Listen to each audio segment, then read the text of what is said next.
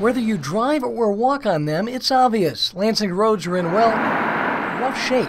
Anybody that drives, not just around here, but around the state, knows that our roads have been neglected.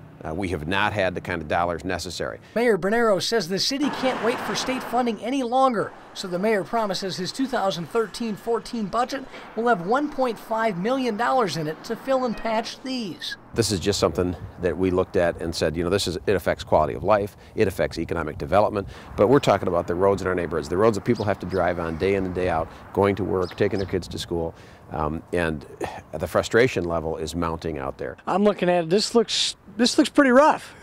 Yeah, and it's been that way for a long time. Now, from the sidewalks to the road itself, Ronald Raymond says Lathrop Road hasn't been touched in 15 or so years.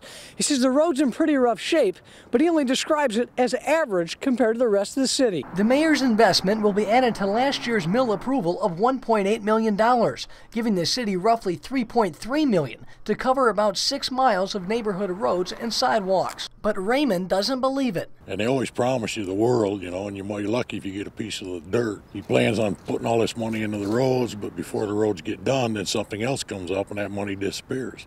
And the roads stay the same way. And he says he has reasons to remain skeptical.